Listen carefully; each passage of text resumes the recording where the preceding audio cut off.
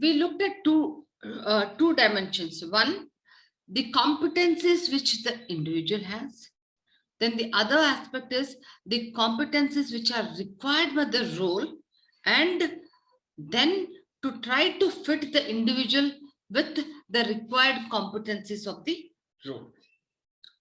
So in most of our discussions and in the entire competency framework, we would be actually we talked about what are the kind of competencies which are required by the role.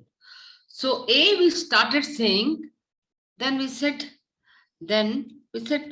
role, any role, that is any position in the organization, it requires certain competencies. So first of all, to understand what are the competencies which are required by the role, we said we need to look at the job description through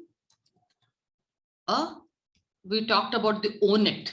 If all of you are familiar with it, we talked about you can actually go through Own It and then customize the job description. Second, then we said you need to then look at what are the competencies required for the role. So in order to do the competencies, then we said we need to do something called role element analysis. So all of you did this role element analysis in your exercise very well. Some need some kind of, I will actually make some suggestions and comments and send back those assignments. So all of you did role element analysis. When I said role element analysis, step one, what does it mean? You are breaking down or categorizing or grouping the responsibilities into broad categories, which all of you have done. Okay. Like, for example, somebody has done talent acquisition. So sourcing will become one broad category, right? Screening and selection will become one broad category, etc.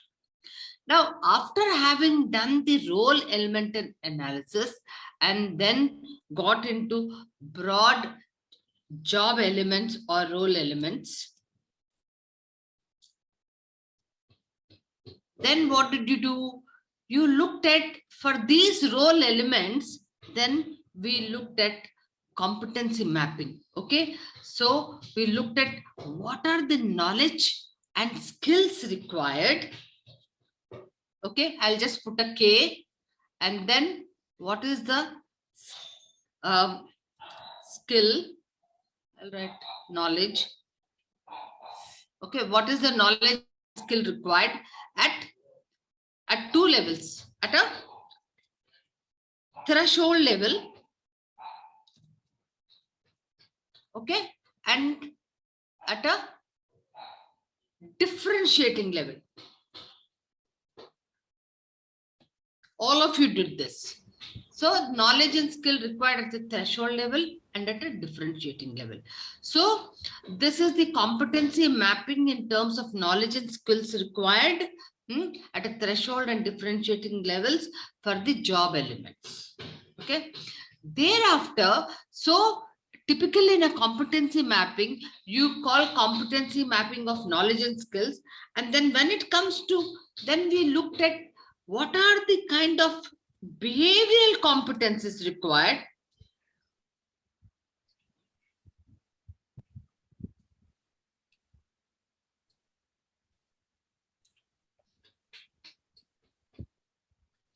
Behavioral competencies required. Okay. Now these behavioral competencies could be some from the core competencies, right? And some from the motives, some from the at the traits level. For the role, so there could be certain motives and certain trait level competencies. Now, how do you do them? By actually looking at what are the behavioral indicators. behavioral, B-H-A-V-I-O-U-I, behavioral indicators. Okay. Now, when you talk about behavioral indicators, for example, I'll just write here, for example, it could be something simple like you need a lot of initiative. This is especially in a recruiter. Okay. So how will you test this initiative? So you need to then find out, hey, what are those action verbs which are required for initiative? So this behavioral indicator is further broken down into what we typically call as BARS, bars, behavioral anchored rating scales. Now these bars are nothing but, what are we calling them as?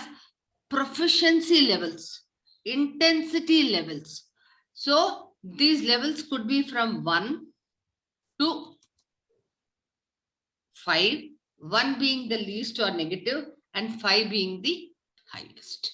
So we Madam, actually, these behavioral indicators that you are talking, you are mentioning about. yeah. So behavioral indicators can be also demarcated under threshold or differentiated level.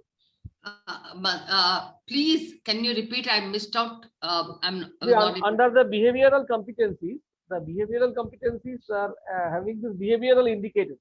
Right. So behavioral indicators, are they also categorized into the threshold level and differentiating level? No.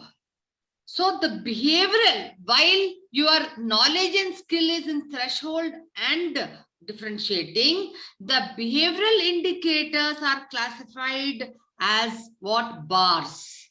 Okay. That is, you are then, what are you doing? You are actually then creating a bar. That means proficiency level, less or little more, or the intensity, like on a rating scale of maybe 3 or on a rating scale of maybe 5, where 5 will be your highest behavior and 1 will be your most least or a negative behavior, which there is a slide which I will show you because you're going to work on it. Okay. All right. Achha, ma'am, one more question before we go ahead. Yes, so as you rightly said that for job elements, we have got the threshold level and the differentiating. Yeah. So that we exactly know that when we are mapping the competencies, what is that we are looking at. So we are mapping it for superior level of performance. Hello? Yeah. So what I want to also understand, ma'am, just for us to understand the competency, supposing I'm doing competencies for a particular role, so is there any questionnaire which is devised, or do we need to devise any questionnaire when we interact with the managers to understand our role better? Of course, we have got the job description, but is there any questionnaire that... Minal, if you recall, I will just, so say for example, there is a production manager, right? Yes, production manager is the role. Now you want to identify the competencies for the product. You want to map competencies for this production manager role, right? So you want to readily get some kind of a job description, okay, which you can get it from ONET, a very detailed. Yes. Now I said use that, and then you put it on a Google format and send it to 5 to 8 key stakeholders, okay, and right there, please add or delete in terms of what you agree with or what you don't agree with, or you want to give more, suggestions, etc. Now, once you receive them, then if you find there is a disagreement bit on some things, now you must go and spend time or even observe or interview, because that is not good enough just taking. You have to spend time. This only reduces by using an ONET job format. So ma'am, sometimes companies also have ready-made job descriptions. Exactly. Even if I don't go to ONET, they have their job descriptions. Right. But just for me to deep dive and understand a little more better on what are these guys exactly, working at or doing. in terms of their competencies. For that, I wanted to know, do we as professionals need to devise a questionnaire to understand the job role a little more better, or to understand the superior performance, the differentiating factor? Yeah, absolutely. So just like, we have a questionnaire for to get more out of the job for a compensation also. So what we need to do is, you can create a questionnaire, go and interview this role incumbent or the person who is actually occupying that position, and also 2-3 other key stakeholders, so that you have a consensus about and a greater understanding of this role. Okay. Here I am having one small experience of this functional competency mapping. As Minal is talking about, we are also having certain competency mapping recently, in which we have developed a questionnaire and send that questionnaire to the job holder. At the same time, we also send the same similar type of questionnaire to his boss or the immediate superior, so that the whatever the elements that he is thinking about and the competencies the immediate superior is thinking about can be analyzed and can be interviewed. Absolutely.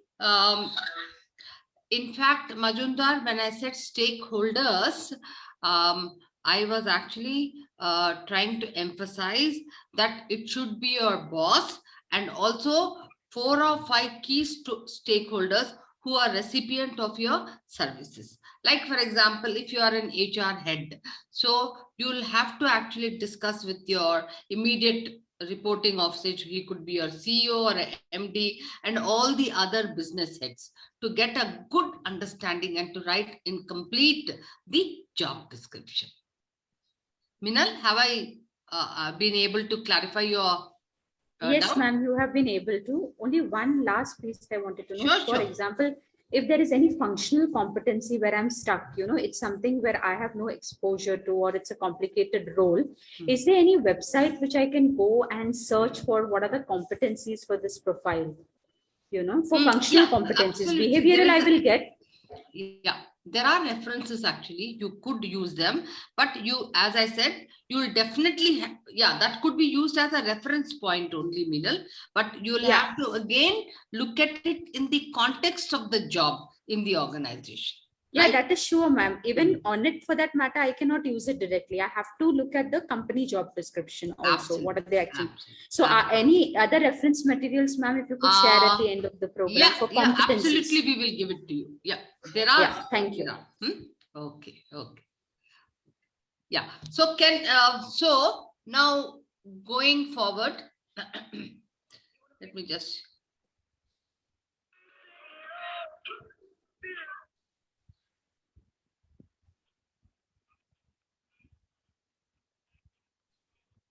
Yeah. So today what we are going to do is something very interesting. We are going to do, I'm sure most of you have heard of it, called assessment centers. Okay.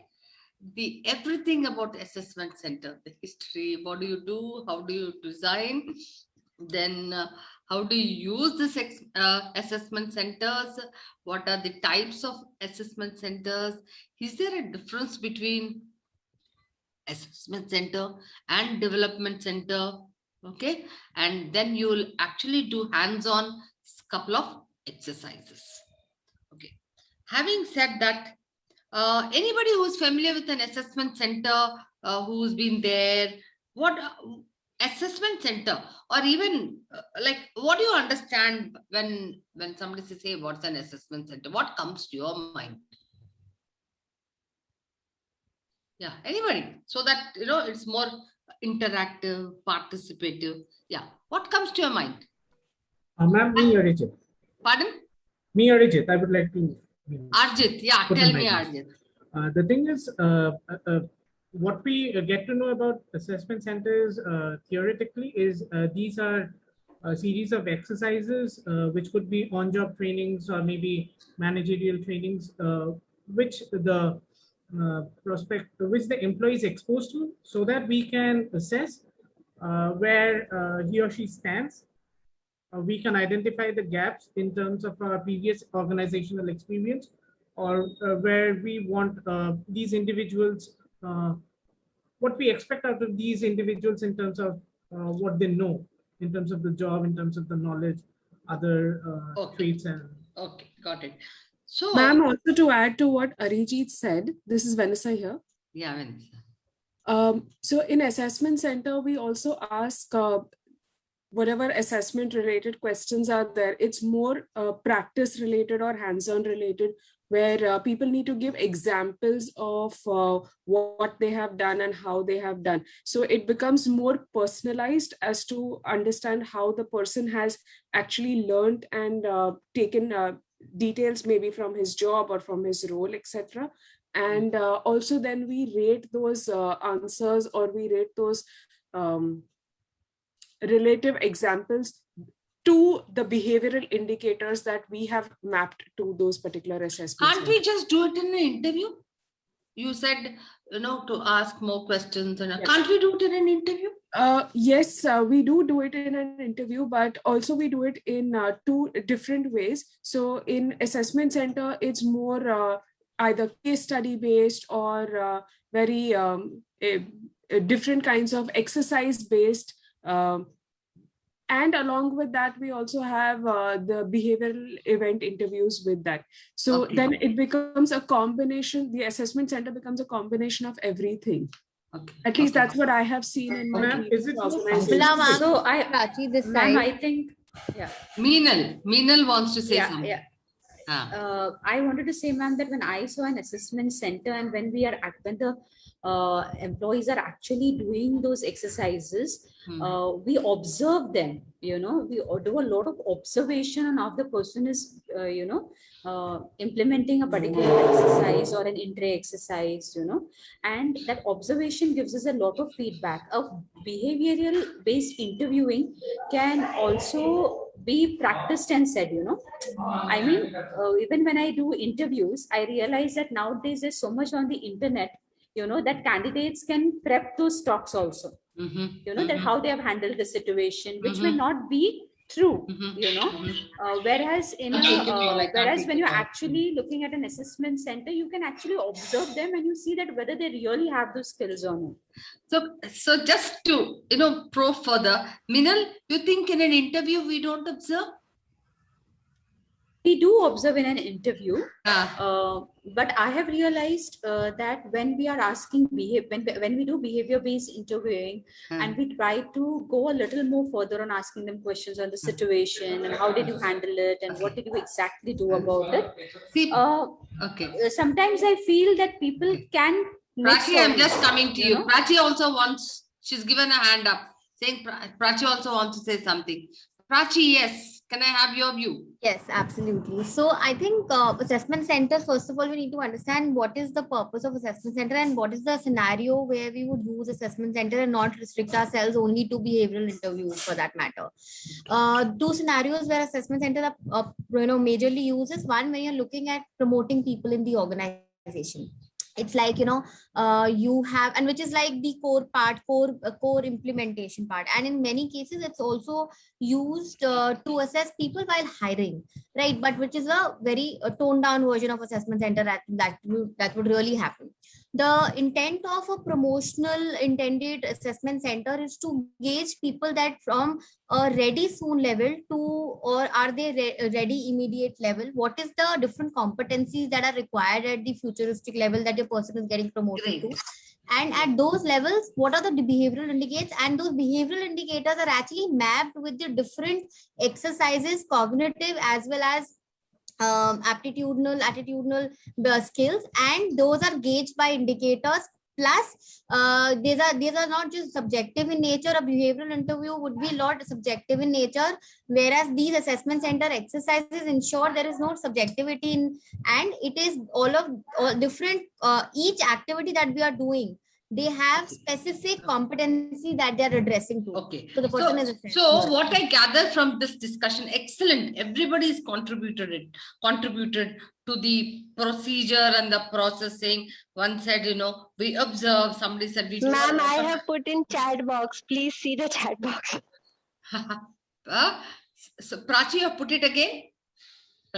So yeah, but what so just think about the why assessment center.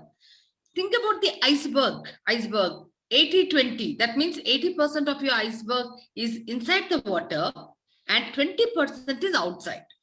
So why exactly you go in for an assessment center is that when I do an interview, I can ask questions. I can use a question method through interviews, okay, and ask for knowledge. I can make the person, if say for example, a driver, I will make him, drive the car to know the skill, right? And see how does he manage traffic, roadblocks, etc., etc. But that's not good enough, right? I want to understand the deeper part which is submerged in the water. Now, can I use the same measurement tool of just asking questions or interviewing, which I do for knowledge and skill, and evaluate the competencies? Even knowledge, competency is knowledge, competency is skill, but deeper, which is the competencies which are more related to self-image or traits or motives. Like for example, a driver needs composure, right? Ability to take in pressure. So some of the things, will I be able to measure them? And using the same question method or interview method, the predictability of doing that, the effectiveness and the predictability is very poor when you use an interview method. Okay, you need a different technique to evaluate what is submerged in the ice, and therefore assessment center is much more predictable, reliability is high, validity is high, as in compared, I don't know how many of you are in psychology background. So when we use a psychometric test also, we look at predictability, reliability, validity, right? So when you use an assessment center, we'll say what is it now. So the predictability and reliability validity is much more higher. Now what is it for me? For example, I am recruiting a customer care executive. Okay, Arjit, are you with me? Are you there, yes, Arjit? Yes, yes. So say for example, I am recruiting for Virgin Mobile a customer care executive. Okay. Now this customer care executives needs certain knowledge and skills and also certain other behavioral competencies, like say for example, what customer focus, integrity, decision making, problem solving, etc. Now, if I were to just ask him questions, hey, how do you solve a problem, or how do you take a decision? Everything will be hypothetical, right? I will do like this. So, but you really want to predict when he comes on board, you want to ensure that his ability to perform the role and produce is at a very high level. In order to do that, you need to go in for an assessment center. Is it very clear, guys? Absolutely. All of you have given me a lot of inputs, but the one critical thing also adding to that is because assessment centers have high predictability, high validity, and high reliability. Okay. Now, so therefore, first of all, what is an assessment center? So all of you have mentioned about it. That means typically it is actually not a place, it is a procedure where you are using several selection tools, assessment tools and techniques, several, in assessing the candidates or the for selection of a promotion or for identifying training needs, etc., in order to find out, hey, at what level, at what proficiency are they vis-a-vis the required competencies. Now you tell me what are the things which will be required in an assessment center if I want to do. Let me see. Anybody? Because I like this group. They are very participative. Yeah. I think Arjit put his hand up. Did you, Arjit? This was for a previous response. Ma'am, is it more related to functional? Pardon?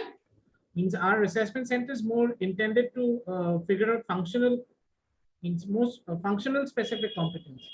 Okay, my question was, so now that I've given you a little understanding, so I was wanting to know what are the things which are required to actually then conduct an assessment center. But I would like to respond or clarify your question saying that is assessment center, we also do functional competencies, okay? As I said, typically what happens when you are recruiting a person or hiring a person, you are taking care of knowledge and you also incorporate that. But what happens, it becomes like, say, for example, your functional competencies of knowledge or skill. Payroll executive. All of you are familiar with a role like a payroll executive?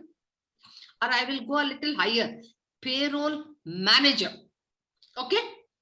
So now here a payroll manager, so he needs certain knowledge, right? Knowledge of software, knowledge of labor laws, knowledge of all that. So what would I do first of all when I'm going to recruit? I'm going to get 20 people or 10 people. Now I'm going to first of all do what? An interview, a functional interview, right? Understanding, hey, I have what? Threshold. Yes. Job elements. These are the job elements. Now I have already got the knowledge and skill at a threshold and knowledge and skill at a differentiating. First I'll check this is essential. So does he have a threshold? Then if he has responded to that, I will go to differentiating. That means higher level. If I go to higher level, I have to check first of all is at a threshold. No? Right. Definitely. So how do? I do an interview for knowledge. Testing all that labor laws because he needs to know, because compensation structuring, what are the typical elements, everything, the knowledge of it. Then skill part. He's required to know softwares, he's required to know spreadsheets, he is required to know Excel scenarios, etc. If I ask him, is that good enough? Knowledge is good. I'll tell him, hey, this is my data. Please, why don't you then do a spreadsheet and help me show? So that's the skill part, right? Right. Ability part. Now he also needs certain 3 or 4 competencies. So what I will do, I will also take him through a assessment center. Now, typically assessment center is very expensive. So what happens, you don't conduct assessment centers just if you have 2 people, 3 people. So I will tell you how they do it. But typically what happens at an entry level or at a little one more, you have, because assessment centers are conducted not in a mix of roles. You have to have one set of roles, like in the sense you are hiring for customer care executives. You are receiving 1,000 applicants. You will do filtration process. That is from 1,000 to how will you reduce them to say 100, right? Okay. So how will you reduce them to 100? Tell me. Typically, if you are hiring a customer care executive for Virgin Mobile, I've actually given you also, this is, one of the cases which we did extensively for Tata Business Support Services. So we had received many applications. I also listed out all the competencies required for the customer care executive in, we call them as customer champion. What will you do typically?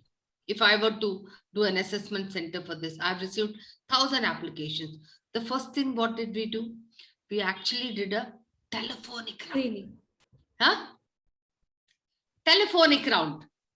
Because we thought communication skills was the most important thing which one should have. Okay. And can it be filtered through a telephonic round?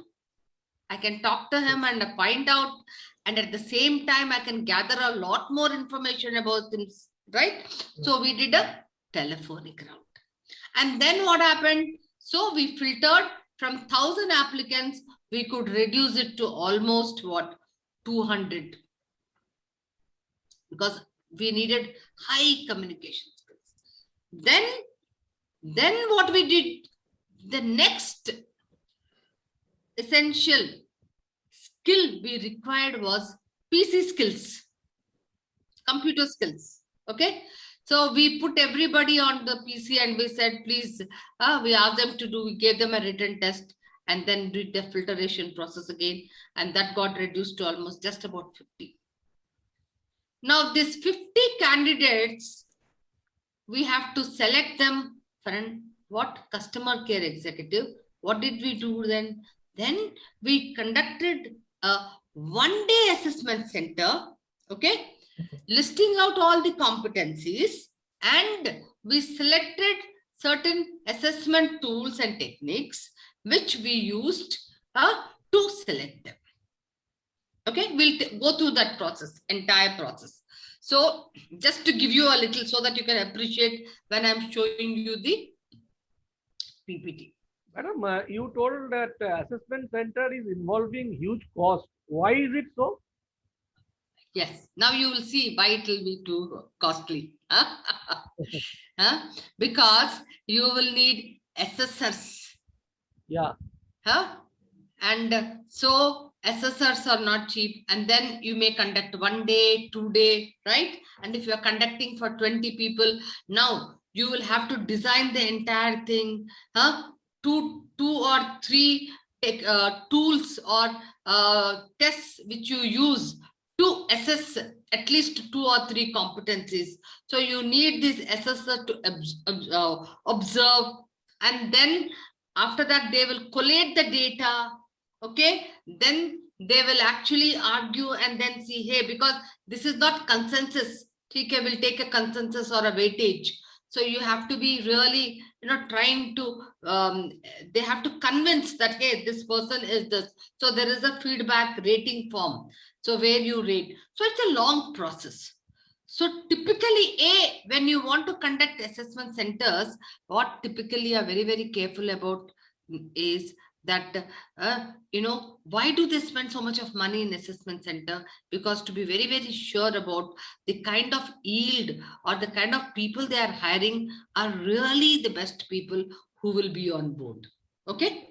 So that is why they conduct assessment centers. It's a very costly affair. So let us understand assessment centers typically. Now they're not new. I don't know how many of you come from any of you come from an army background or a defense background. In fact, in the army, in the defense, if you have heard, typically most of this officers are recruited through what we call it as a selection board. They have this selection board. They actually conduct assessment center through 3 days or 5 days, taking them through all physical and mental tests. Okay, because for an army officer, at the end of the day, you also need to have that physical stamina, and also you want to be leader-like competencies you need to have. In fact, to give you a little history of this assessment center, it actually started in the time World War II, where the Germany was wanting to select army officers to spy in other countries. So note this, why were they using this assessment center, or what they called it as selection board, is not to assess their physical ability, but to actually see what kind of composure they have, that is a trait in them. So they wanted to actually select people who are very high on how they could be calm, cool under pressure, and that kind of a composure, because they felt army officers to have physical strength, etc. is okay, but there are few people who can be calm and cool during highly sensitive kind of a situations. Okay, so that's how. Then thereafter, AT&T, okay, they were the ones who first actually started this assessment center when they wanted to recruit their staff. So as I already emphasized, that assessment center is actually not a physical space, but it is a procedure where you actually have a lot of assessment tools and techniques to assess the suitability for a particular role. Now, well, just to give you a little run through of this, well, it is a diagnostic exercise. Why do we say diagnostic exercise? Because it actually diagnoses the person to understand his motives and traits, right? And then somebody said, why is it expensive? Because you really need several trained observers, okay? And well, this entire process goes through something like a simulation. I don't know how many of you understand this word simulation. That means literally you go through a on the job like a situation. So how do you do it? On the job like a situation. Okay.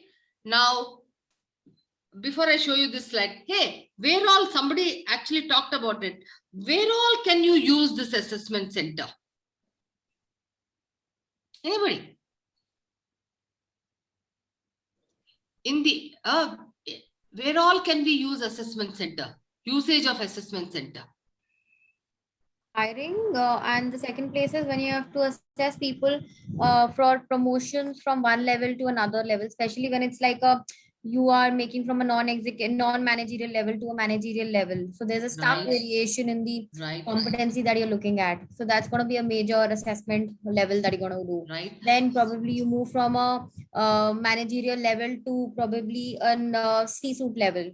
Then probably would be another assessment level that you do. Right. So in fact, the usage of assessment center is right from talent acquisition, that is hiring, then training, identifying training needs, then promotions, succession plans, doing career growth plans. Okay. So in fact, for all your HR functions, you use assessment center. But can you use assessment center without competencies?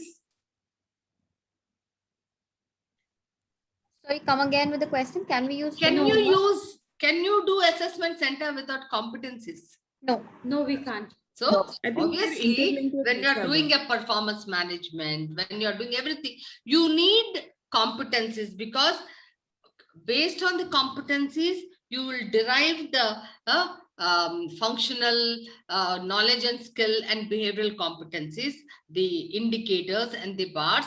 And based on that, you will then assess as is versus what is required. Well, the usage of assessment centers is very critical and also very useful, because say, for example, if you're using it for selection, your predictability, validity is high. That means fitment becomes very higher. Somebody also said it minimizes subjectivity, because you are using many tests. It is not like an interview. Okay, fine. Hello, you go through. Okay, oh, he's from my college. All right. Oh, the halo effect. So there are some kind of subjectivities involved there. All right. Then if you have a better fit, and if you're also identifying the right kind of training needs, what happens? Then your training cost goes down, because if you are giving any kind of a training, you are still incurring cost. But if you are actually doing an assessment center, which typically is called a development center, we'll come to that, then you are actually reducing training cost. So effectiveness goes up, right? Then productivity goes up. So these are some of the things which actually are outcomes or deliverables. And therefore, all these learning and growth organizations where you have a learning culture typically use assessment centers, and your competencies become the DNA or the nucleus of the organization. So what are the things you really need to do, prerequisites, when you do an assessment center? Obviously, you will have to have the list of competencies required for a role. Then you have to create a rating scale, which all of you know. That is, it could be 1 to 3, 1 to 4. Then you will have to assign weightages for those competencies. What are the weightages required? Then you will actually have to have then what are the techniques you are using, assessment tools or techniques, and at least every tool should measure 2 competencies, and you should at least use 2 tools to evaluate or assess one competency. I will show you the matrix now so that actually will be useful for you. Then we'll come back to that again. Yeah. Can you see this so that you will have a little I'm sure all of you have done. Say, for example, this is what we call it as. Can you see the slide, guys? So this is called your assessment center, assessment matrix, we call it. What does it have? If you can see, it has 1, 2, 3, 4, 5, 6. What are these? What are these? These are certain competencies which are required for, say, for a particular role. Okay, like analytical skills, service orientation, maybe because this customer executive, etc. Relationship building, planning and prioritization, oral communication. Okay, these are a list of competencies required for a particular role. You are doing hiring. Now, how will you assess? You have to use certain tools. Now, can somebody tell me what are the tools which are being used here? We'll talk about all these tools in detail. There's a tool called Intray here, right? There's a tool called presentation.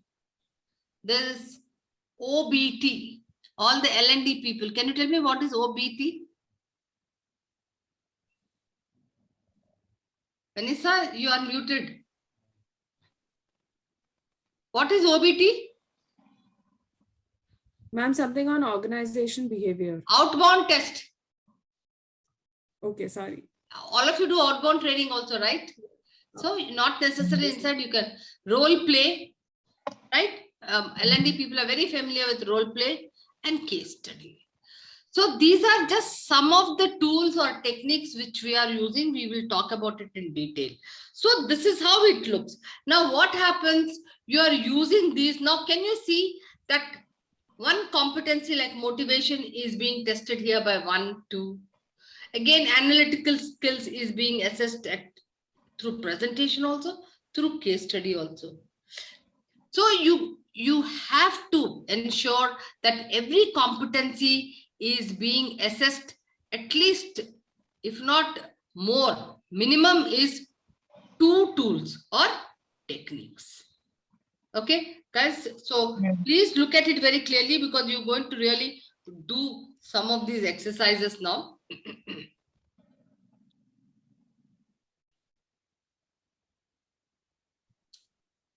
Yeah. So let us look at some of the tools which are being used in assessment. I'm sure all of you are very, very familiar with the psychometric tests. Any examples of psychometric tests? MBTI. You are familiar with. Who did MBTI? Majumdar. Huh? MBTI. So MBTI is a very, very validated, predictable, reliable test which mother and daughter worked for several years, Myers and Briggs type indicator. So the objective of this test is a broad personality type, right? It gives you what kind of a parameters does this test on the extrovertism, sensing, thinking, judging. Any other psychometric tests anybody is familiar with? Predictive index. Yeah, predictive index. Belbin. And there is strength finder. Majumdar, you're going to do Belbin. So very interesting, Belbin. You get to know whether you are an ideator or a gatekeeper. So you get to know what is the kind of a strong role you have in that team roles. Helps you to do. Anybody else? Anything else? Strength finder. Pardon? Strength finder. Strength finder. Absolutely. Strength finder. Fire OB, which is very, very common. Hi, Gopa. Welcome. Hi, ma'am. I'm there. I've just been keeping my video. No problem. Yeah. Fire OB is another interesting test. I'm sure all of you are familiar if you are from the psychology background. Fundamental interrelationship orientation behavior, right? It's very, very interesting test, and you know it gives you an understanding of your expressed and wanted behavior. Okay, so these are some of the what is it? Psychometric test. In fact, you would be doing Belbin and also Fairobi.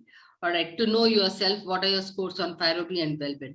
Now, and also RSI, Richmond Scale Inventory. I don't know if somebody is with Edgar Sheen. If you have heard of Edgar Sheen, Career Anchors, you would be doing that. Now, intra exercise. What is intra exercise? Anybody familiar with intra? Now, what is intra? Intra is nothing but like, okay, fine. When you come to your office, you have a list of things to do, right? Inbox. And then you have 50 mails or 100 mails. So what do you do then? You have just come back after a vacation, or say you are piled up. So you have a certain limit, 2 hours time or 3 hours. Now, how are you going to complete that? Will you start from everything you'll do, or will you delegate? So essentially, intra exercise assesses certain things, certain competencies. What is it? Organizing, planning, prioritizing, delegating, decision making. Okay. So how are you actually looking at your time management? So intra exercise assesses, when you do intra exercise, essentially, how do you plan your time? How do you do the time management? How are you able to delegate? How are you going to organize? How are you going to take decision? Most importantly, prioritization. Written exercises. What kind of a written exercises can you have? Typically, even like, for example, sometimes, if a manager has a lot of documentation to do, you are asking him to write certain mails, etc., to see how well he can write. Okay, so there are written exercises. What are role plays, and how are role plays, useful as a technique to assess? Role play is my favorite. You can actually test a lot of things. Okay. We'll do a small, quick 2 or 3 minute role play, to make you understand, hey, how impactful is a role play. Say, for example, Gopa is in a training program. She's a training manager. Okay. Now, she has no time. And but she has to actually leave this evening to Bombay for work. So she has to have a ticket booked. She has to have her hotel accommodation booked. She also has to have a pick and drop immediately. Say, for example, I'm her secretary. All right. Then now you want to test or look at what competency in terms of the initiative and also result orientation. Okay. So Gopa, I'm your secretary. These are the 3 things you want me to do. Okay. And you have no time, right? And so you have to give instructions. So you want to see, how do I follow instructions and how do I get the work done? All right. Yeah.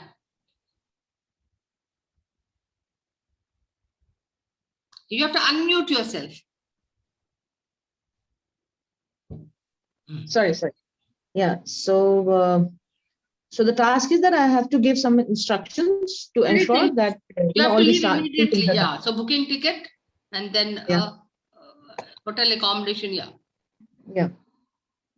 So one is immediately I'll pick up the phone and call and say that ma'am, you have to so you can call me. I'm there. Yeah. You can talk to me directly. Yeah. Nirmala. So what we need to do is, because I'd be traveling and I would need accommodation and pick up and drop as well as the booking. So first and foremost, we need to, you need to help me with the booking of the tickets, right? So once the tickets are booked, then you may want to understand where to book. I have which airline? Okay, so can you please take note the details that I'm trying to share with you for booking, making the relevant so booking. what details, ma'am? Okay, so let's do one thing. Whatever you understand, while I'm talking to you, I'm writing the mail to you. Okay, I have given you the details of which location I would be traveling to. So tomorrow I plan to move to Mumbai. So that's the destination location. You will book the tickets from, say, Kolkata, and the flight has to be between, in the morning, early hours of the morning. So please ensure that the flight tickets are booked for the early morning departure so that it reaches Mumbai by latest by 10 o'clock in the morning. And I don't know where to go. I don't know which airlines. I've never done it. How do I go about it? So you must be in touch with our admin person. You just have to coordinate with that person, providing all the details and keep Which a follow. admin person, ma'am? Okay, so I'm shifting. So what happens typically in a role play, like, so the moment again, I'm going to shift into another. Okay, ma'am. So I know exactly which airlines typically gives us the best, cost advantage ticket. I'm going to do that. I'm going to actually then take your, pass on your number to the cab facility. I'm going to actually book your thing. So there is somebody else who's immediately, so in a role play, you can actually observe and draw out things which you really want. Okay, so therefore I feel always that when you do a role play, it is highly effective. It can bring out a lot of competencies required in terms of your communication skills or create initiative, or in terms of even decision making, etc. Group exercises. What kind of group exercises can you have typically? One of the group exercise can be a group discussion. I give you a topic. One could be a leaderless group discussion. Okay, what will you observe in a leaderless group discussion? People are talking, huh? So what I see, hey, is it people are making too much of noise? So when I observe, what am I observing?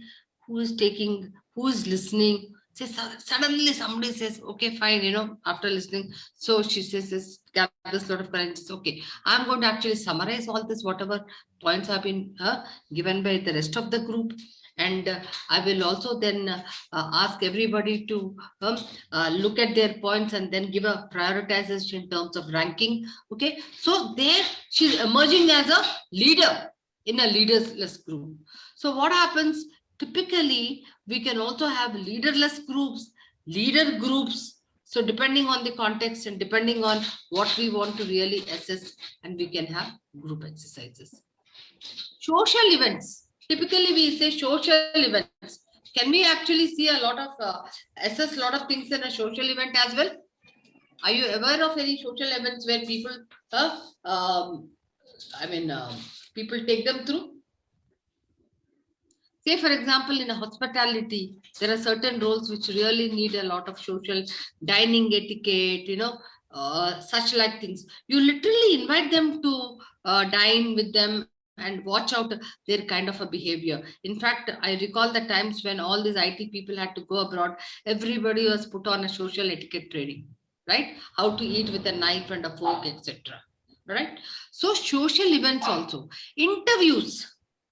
I would be a little more specific what we would be doing in the fourth session called behavioral event interviewing.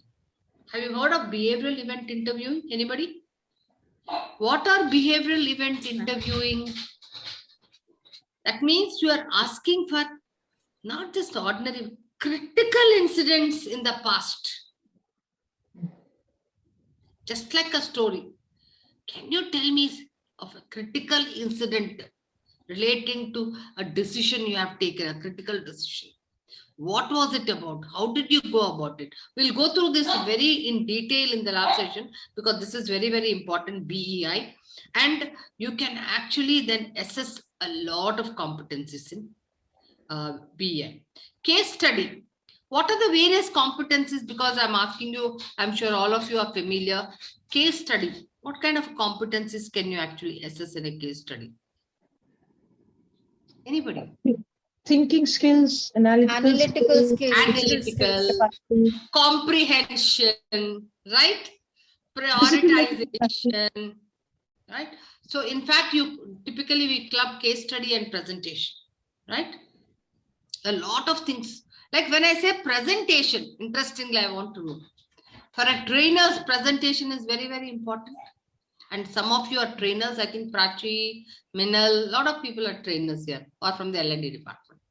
I want to know from you. When I evaluate for a trainer, I'm also looking at objection handling. Very important, right? Or how? Say, for example, you are doing a training or something, and a lot of people are asking you a lot of questions. Okay? Shouting. I won't point out who will do. Tell me, anybody voluntarily, what will you do? How will you handle this? Everybody's asking, ma'am, this, I want to know this question, this. How will you handle? Well, you have to agree to what their objection is, that it is a valid objection in the first place. And then probably give a logical answer to it, that, why probably or but they are not keeping quiet, Prachi. You may say no, logical and all that. No, but still they are, loudly asking you questions. Then it's sometimes you just have to take a strict stand, saying so that in the interest of time, that probably this can be taken up offline as a separate discussion altogether. So please just shut up. No, it never goes like that at all. It never goes. It has to be subtly done, very smartly. I mean, a person would need to be still smart. Think of a scenario.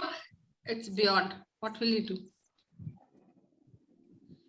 It's more like, okay. So in that case, sometimes when things can go really overboard, then probably you have to invite the other person and suggest and ask, you have to put the other person in the similar shoes that you are in and ask them, then what do you think is a tentative solution? And probably instead of you giving an answer, try to get answers from the same person, and the rest of the group to agree to that individual. So typically, can you get into such situations when you are a trainer, facilitator? Yes, absolutely you can. Absolutely. But not always. These are but absolutely. So I'm giving you a very kind of a remote situation, a critical incident. It can happen, right? So typically what happens, some of you may say, okay, I will actually set the ground rules right in the beginning, training etiquette, audience etiquette, right? I'll say, hey, if you have any questions, please put them in the chat box. Not all of them together, or if it is, if you are in a live session, you will say that we'll definitely take your questions one after another. So one is training. Typically, what once or twice. Let me tell you what I do. There's a U-shaped. So what I go, I walk into the well of the U table, okay? And say, for example, Gopal is actually shouting out loudly. She's saying that I have something to say and I have a question and all that. What I'll do, I'll go close to her, but I will see that she is behind me, okay? And then I'll be very good. Then I'll say, Gopal says, okay, what's your question? I'll lower my voice.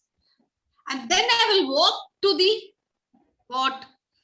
board, whiteboard. When I walk to the board, I get some processing time, right? And then I will write out the question.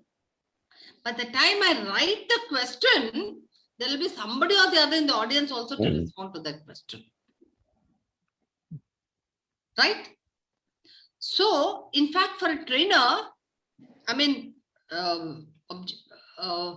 handling questions, how do you handle questions? If everybody is asking at the same time, definitely that's one of the competencies required. How do you handle questions, right? So you would definitely like to see, hey, how does she handle the audience? It is not just saying something or the other. Okay. All right. Interview simulations. Supposing it is a job which has a lot of high pressure. Okay. I will like to simulate. Say, for example, a simple competency.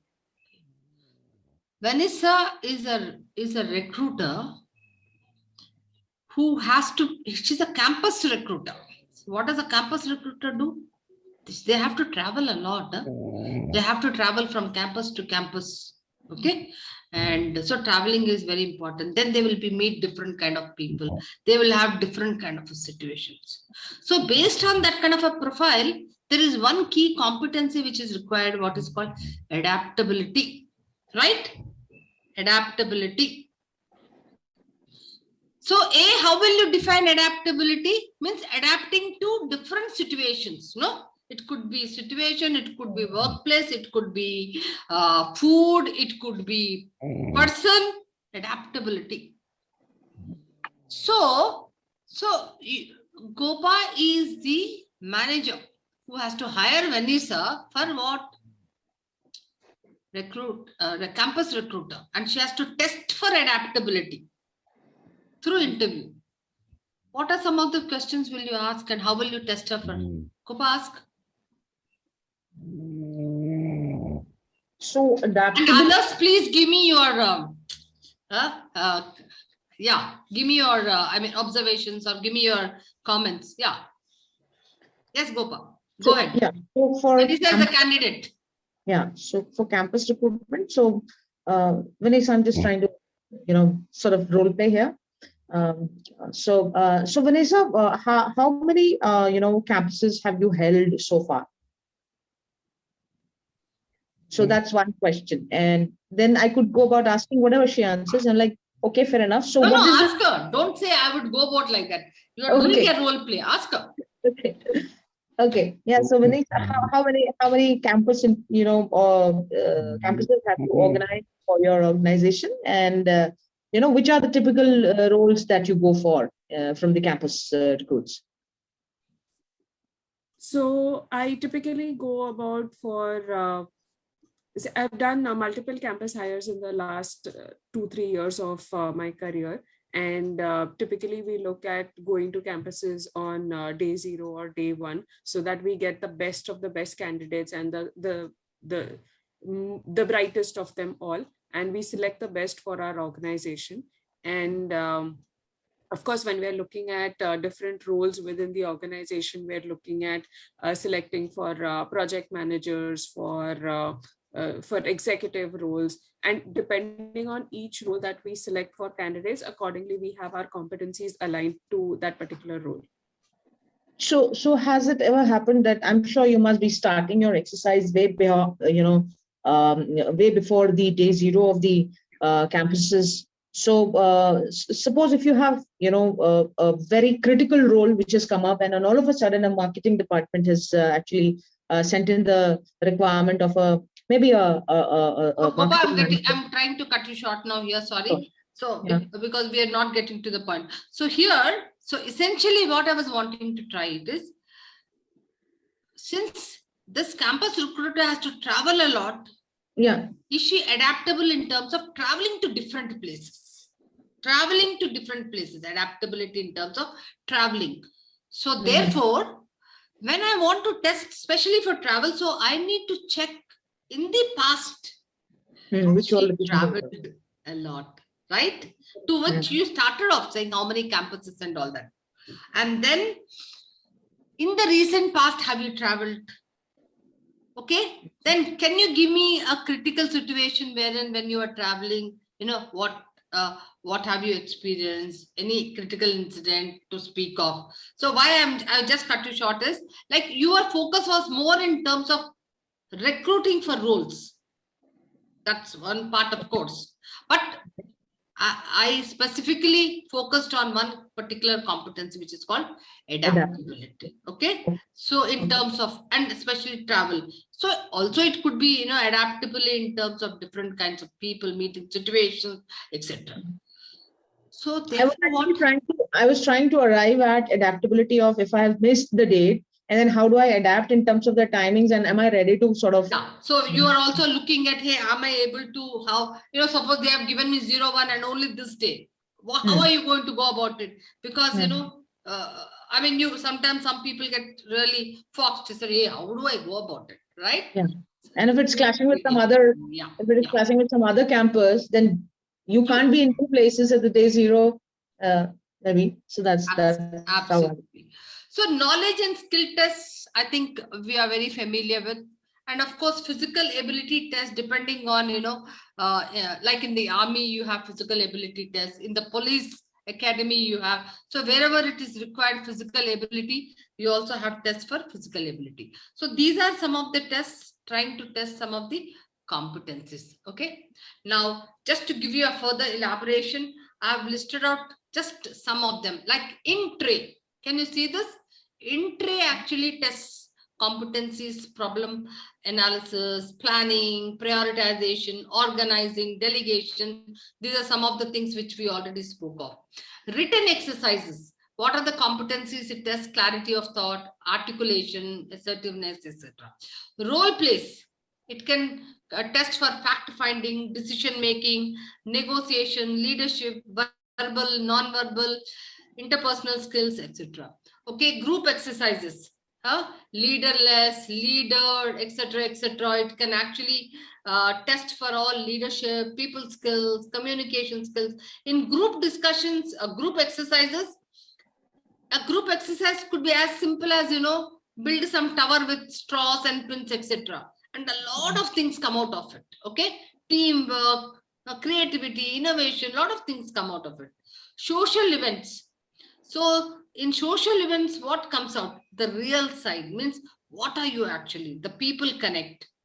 And then interviews, of course, a BEI, etc. You can actually also assess for some of the competencies which you want. Then case studies, fact finding, logical reasoning, which we talked about. And then certain games which bring out teamwork, interpersonal skills. So these are the things. These are the competencies and which get tested with these techniques. So, ma'am, I had a question. I mean, maybe. Please. So, while we understand that for every role there is a set of competency, but there's a thought process which says that, okay, I will be using assessment centers only if I'm looking at positions beyond a certain level. Is that the right thing to do? Now, because generally we do not go in for assessment centers at the lower runs, say the frontline levels, maybe those who are field officers, salespeople, or even the people at the operational level, or the so-called conservative functions like HR and accounts and things like that. Generally, I have not seen organizations going gung-ho about implementing assessment centers for anything, whether it is recruitment, whether it is even creating a talent pool or a pipeline, even at the lower rung. They say it has to be at least at the leadership level, the first line of leadership, and then beyond. Maybe we could look at that, but nothing lower than that. Is that the right thing to do? I want to also do I want to differ here. Because typically some of the best organizations use assessment centers, okay, at their entry level. Best organizations, they use assessment centers at their entry level. One-day assessment center, especially if they are saying that, like say, for example, certain, especially more service-oriented organizations, which say customer focus, okay, or integrity, trust, couple of things which are very, very focused, so which are high on their list. So definitely they want to test, which is not possible through just asking questions. So they run assessment centers. Okay. Now, having said that, like in fact, we have run assessment centers for an entry level. Okay. And whenever we had processes for, say, for this, ideas or various other organizations where we were doing all this business process outsourcing, we were recommended by the parent company to do assessment centers. Why? Because higher predictability and higher fitment, entry level. Because you are taking more in number. Because for an assessment center, you also need a sizable number. Okay. Now, what is the difference between assessment center and Madam, I have a question here. Yeah. For an organization which is very lean and have individual roles assigned, I mean, there are not more than 2 persons working on one role. So how do we do assessment centers there in an organization which is very lean? Yeah. So Renika, responding to that, when people, ultimately, what is it? Assessment center, you're using certain tools and techniques to probe, which cannot be done just by an ordinary interview. So the best tool, if you have noticed in most of these best organizations, when they recruit or hire people at a top level, they do something called behavioral event interview. Okay. Now, behavioral event interviewing is not just done by one person. You will notice that whether they are doing it at telephone or what conference call, there's one person who is just observing, recording and listening. And there's somebody else who, there'll be a panel of 2 or 3 people. Now, when I say behavioral interviewing, so they don't want to take high stakes when you get a wrong hire at a top level. So you have to get the right person. You are doing a filtering process of understanding where is he from, what kind of achievements, everything. Yet, now there are certain 3 or 4 competencies which you want to test for. So probe further and further. So what will they do? They will be observing when this person will talk about all the critical incidences in the past, because it also goes by past behavior predicts future behavior. Yeah. No hypothetical. What will you do? Gone are the days when you will say, hey, what do you want to become in the next 10 years or 15 years is not a common question, which used to be asked much, much earlier when we passed out. Let me tell you, we had to be prepared. And the best answer was, I want to be in your position. Okay? No hypothetical questions. But today what we are talking about, ever since McClellan talked about competency, he says past behavior predicts future behavior. You may be a great IIT, IIM, etc. But yet, what are those deep traits which we want? So there is somebody recording verbatim. And especially on those competencies, not just one critical incident, series. Then they talk to you 2 times, 3 times, they keep checking on it. Then is there a coherence, logic? So body language, why? Why most of your psychologists, you can make out, is he fumbling? Is he making up a story? How many times can you make up a story? It's very easily done. Okay? Yes. So you won't have an assessment center like this. You have an assessment center when there is a bulk of people to recruit for. But if you are recruiting at the top management level, you will go in for a behavioral event interviewing. Then you may, typically you don't use a psychometric test also, okay? But you may sometimes want to use, but typically one doesn't. But you go through a very intensive behavioral event interview. Okay. But there's a panel. It is just not one person, because you want to watch the entire body language of the person, because they say you may speak something, but your body will give away. Right. Right? Yes. I may say I'm great. So, your body language. So in fact, even for a trainer, or in what we do, train the trainer program, you will say, hey, how is your body language? That's very, very important. No? Understood. Have I been able to help you with your query? Yes, ma'am. Yeah. Yes, ma'am. Gopa. Where is Gopa? She had a question. Yeah, but Did you get me? Yes, ma'am. Yes, ma'am. Of course. So when we talked about top management, we have high stakes. You can't afford to get a wrong hire, right? Absolutely. Why? In top management, your achievements are already there. See, you don't test for knowledge. You don't test for skills, because your past behavior, you know that this guy has actually increased production. He has actually taken the company into such heights, right? You want to know whether this guy will fit into your culture, or you want to know, will he be there for some time? So there are other things which you are actually seeing. Okay, Gopa? All right. Now, I was also talking about, so when we are using for promotion, for identifying training needs, we call it as development centers. So there's a difference between assessment center and a development center. Though the process is the same, but in terms of outcome and deliverable in an assessment center, we don't give any feedback to the candidate. Okay? Because Some organizations give it, but Nirmala ma'am, Prachi, this side, I have a question before we move to a development center. This is Prachi. Prachi.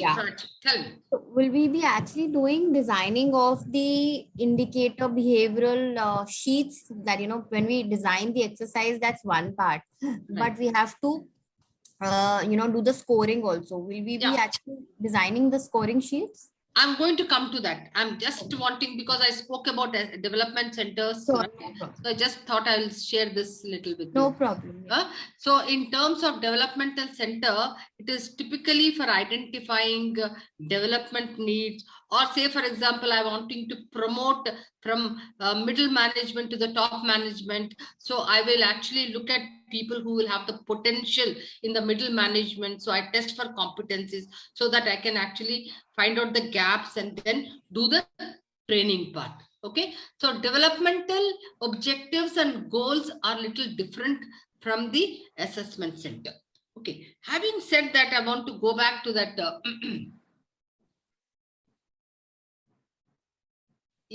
So just to give you a flow. So we looked at the role. Then we are analyzing and mapping the functional skills and knowledge. Then we are also looking at behavioral skills. We are also looking at their behavioral indicators and bars. So thereafter, like if you see, I just put out assertiveness. So Vilma will be sharing this PPT with you all. You can look at, these are the bars which indicate at what proficiency level is this competency. Okay. Influencing skills, problems solving skills. So these are the behavioral anchored rating scales, which are here, list of statements which give you the level of proficiency.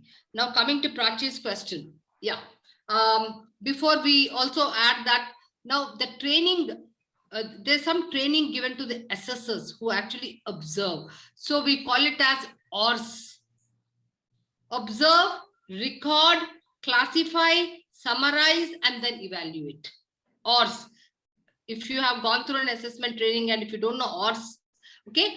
So O stands for observe, recording, classifying, summarizing, and evaluating. So we typically say you got to be like a video camera. That means when the assessor has to just observe, he should not pass any comments. Then record everything, what he says, what he does, so all the physical movements, some body language, etc. Record everything when he is observing a person, when he is going through that the presentation or whatever the technical tool is.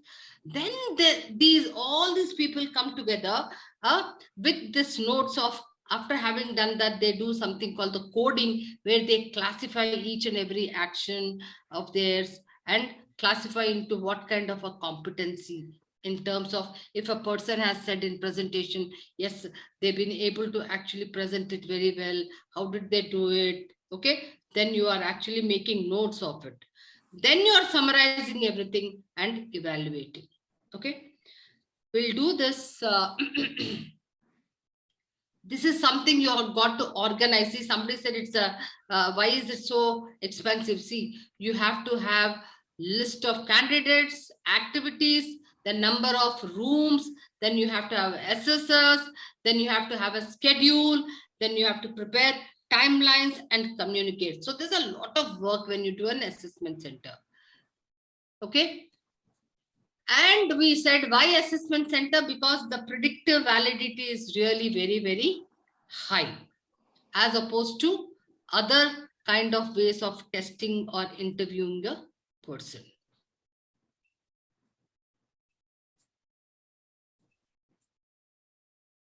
Now, what I want you all to do is,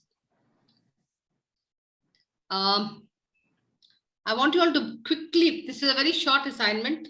I'm sure Velma has sent you a job description of a customer care executive or a customer champion. Do you have it in your mailbox? Customer champion. Velma, you? Yes, it was, ma'am. We have it. You have it? Okay. Now, I want you all to get into 2 breakout rooms. Okay. If somebody can take a picture of this, then it will become easier. I have written here, there are, I think, 6, 1, 2, 3, 4, 5, 6, yeah. 6 competencies required by this customer champion. Okay. And you also have the job description. Now, I want you all to discuss in 5 or 10 minutes, and you also have the list of assessment tools or techniques. Now, what kind of assessment tools or techniques will you use? Create that assessment matrix. You want me to show that assessment matrix? Create an assessment matrix like this for those listed 6 competencies, and every test or every technique or a tool should assess 2 competencies. Okay, guys? Did you understand? Okay. So what you need to do, customer focus. What are those 2 techniques or tools will you use so that you can observe the candidate in those both the tests? Okay. Flexibility, resilience, problem solving, achievement and result oriented, and teamwork. Any challenges, any questions? Please, before you get into the breakout room. I'm sure it's a very simple exercise and very apt, so that you can just utilize this freshly gained inputs to list out those tests or tools. Yeah. Is that so for the customer champion executive, the competencies are already been listed by you. Yeah. Already been identified. What we have to identify, what we have to identify is the list of tools or techniques you will use. The tools that we will use. Now, don't use just one tool for one competency. Every tool should assess at least two competencies. Got it? And every competency should be assessed by 2 tools, because maybe just one will not give you an indication that he or she has that competence. That's the rule. Got it, guys? Okay. Yes. Vilma? So we will give them 10 minutes. Is okay? Yes.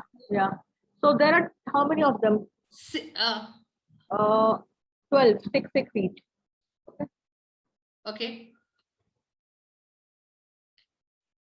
So what's the time now? 3:57. Say 58. So 4:15. 4:10. 4:15. Okay. 4:15. Vilma is being very generous with time. So we are opening the rooms now. Okay, great.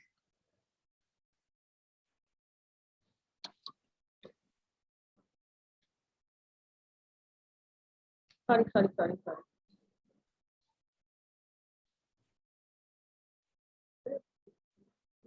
और एक room करना पड़ेगा.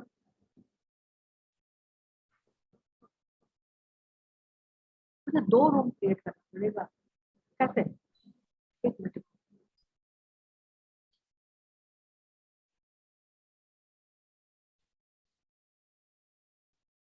मुझे breakout room जल्दी से. क्या हो रहा है?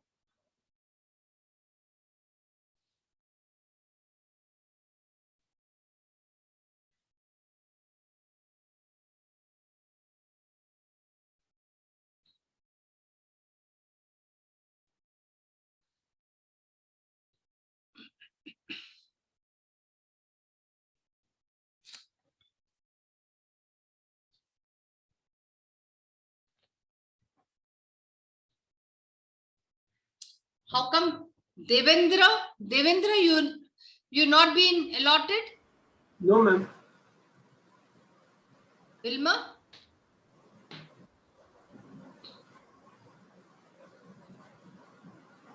Even Prachi and Archana are not allotted. Sorry, come again. I heard my name.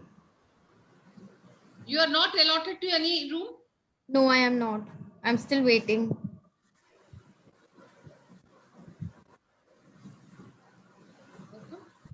Gopa, have we come out of the room?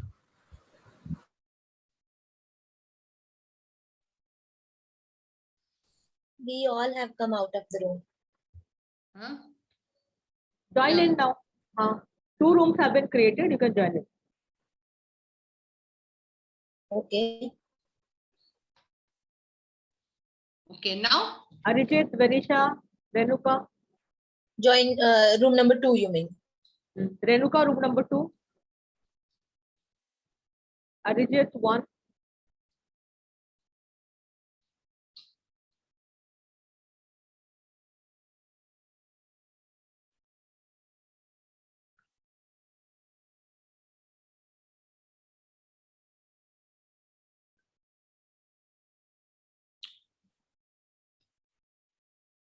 Rachana, she's out, is it? Rachana? Yes, ma'am. Surprise! Sorry. No problem. I have some imagine. Yes, Have you been? We were surprised. Yeah. Sorry for that. Have you been allotted to your room? Yeah, I was actually in the room 1, and then somehow I think the breakout room just moved to the main room as the time. Yes, I think it was given. Yeah. Yeah, yeah. We recreated. There was only 1 room. Now we did 2 rooms. So we joined room number 2. Oh, okay, okay. So I think, can you put me back in room number 2 then? You are in room number 2. You just join in. No, it's not. Should I reconnect then? Reconnect. Yeah, sure.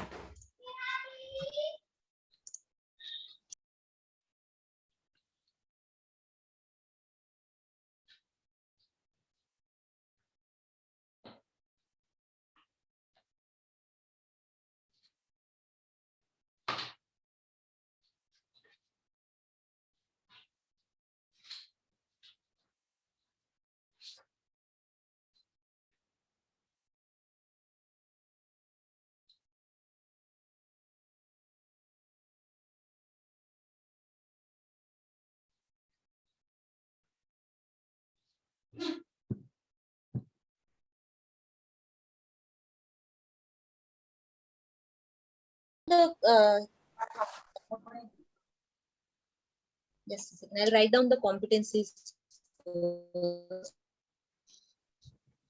Customer focus, flexibility, resilience, resilience, problem solving and decision making, achievements and results oriented, teamwork.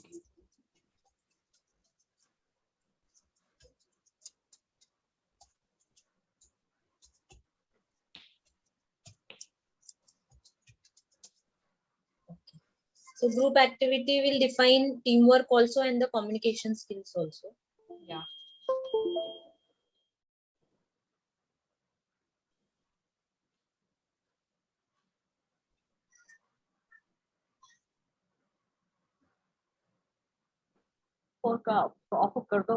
Yeah, it went. Where it is? Yeah, go a little up. Is it, sir? Yeah, correct.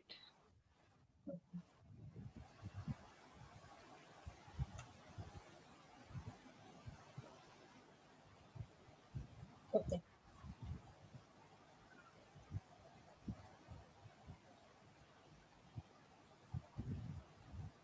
So what other methods I think still?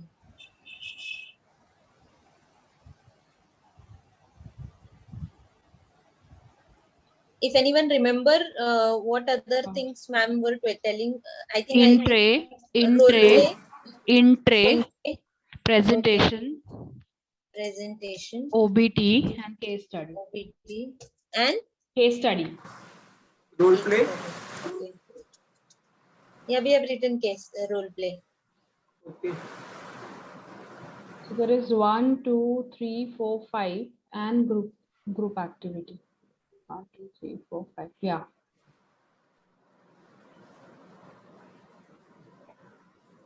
Social events, interviews.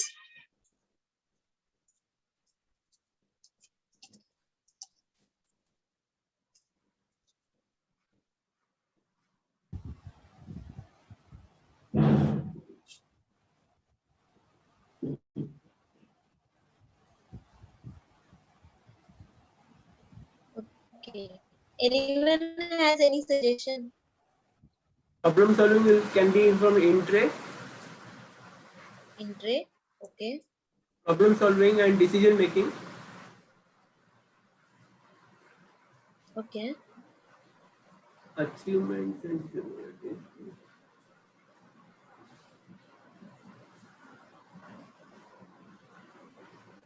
Communication skills can also be presentation, right? yeah. So what is the full form of this OBT they told, Madam told? Outbound training. Outbound training.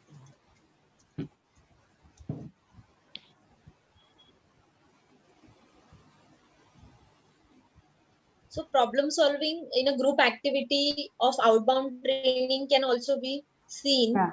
Yeah. Also in case study. Yes.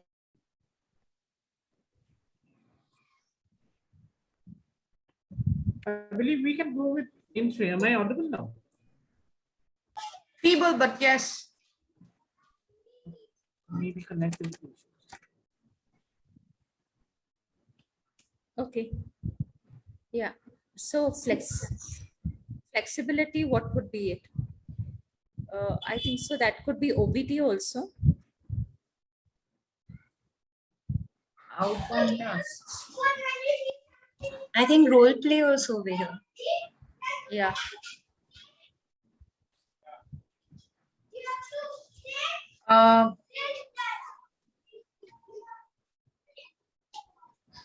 Can't you see the same thing with in-tray? The same logic as Prachi just mentioned, that if I have things in my, in my tray and there's something more critical comes up, then how flexible I am, or I don't know, I'm just thinking loud.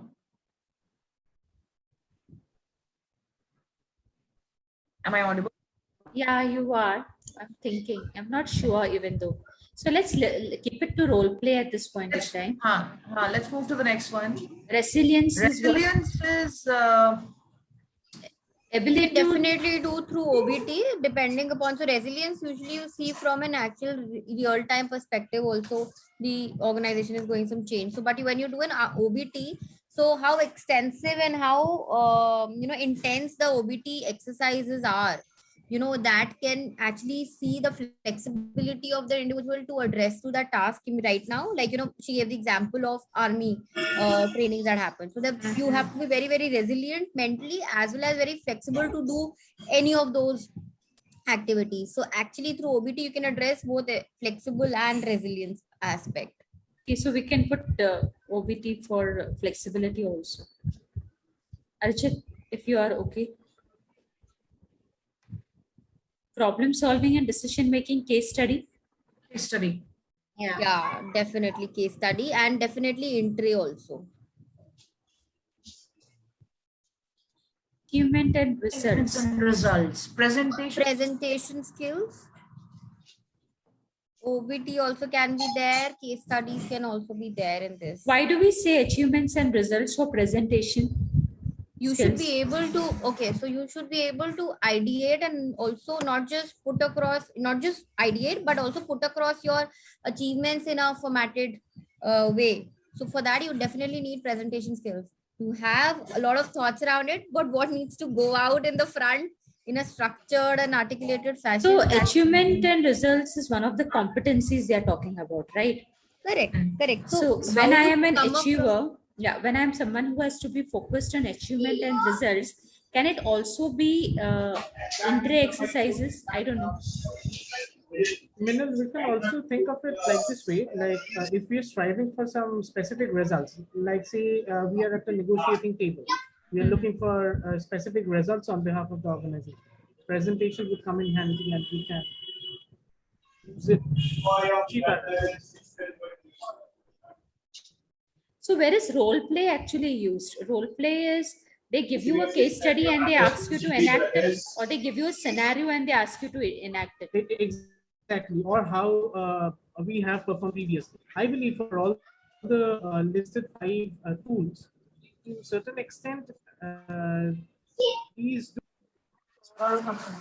So achievement and result orientation, I have seen that it is mapped through BEI also, since we also seek their past achievements, how they have achieved that, what problems they faced, and then how it moved towards achievement, and what was their result orientation score. We can find it through BEI, that is for sure. What else in you would our suggest? matrix, social events is nothing. No such. I know. So that we have to put something. Yeah. Or maybe have to remove that column. Social events. What type of social events ma'am is talking about? Because at that point of time I was not there, little small at the time. So ma'am said that for a hospitality industry, they take people out to see their social etiquettes, dining etiquettes, or people who are going abroad for customer service, or something of that sort. Then they go especially for a training of social etiquettes. That's what ma'am said. Yeah. Some sort of social learning. Yeah. Can it be for customer focus? Can be through social events? Yeah, it can be. More than customer focus, I think flexibility of the person can also be found out with social events. Okay. Yeah. Yes. So we have to have at least 2 in each type of. Customer focus also you can put social events.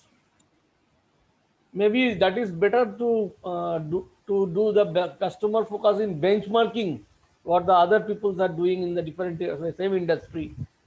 Maybe that can be a benchmark. So in train now we have only one. In train. In train we need a case study. I think achievement and result orientation can be seen through case study. Yes, through in-tray also. Yeah. Also group activity. Okay, also group activity. Okay. So I think we have too much in the group activity. Is there anything that we can delete from group activity? What do you suggest? Resilience or something we can. Okay. Communication. Yeah, that's okay.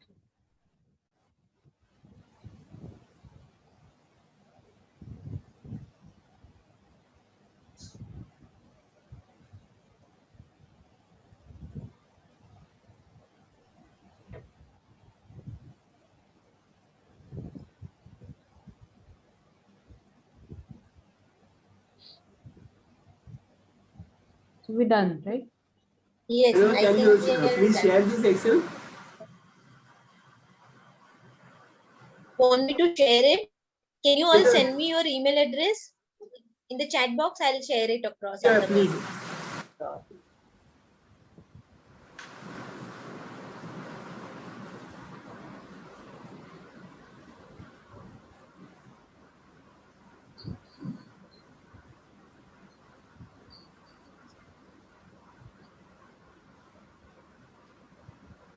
Let's go back to the meeting room. Yeah, we'll go back. Yeah. Thanks, Vanessa. I received your email address.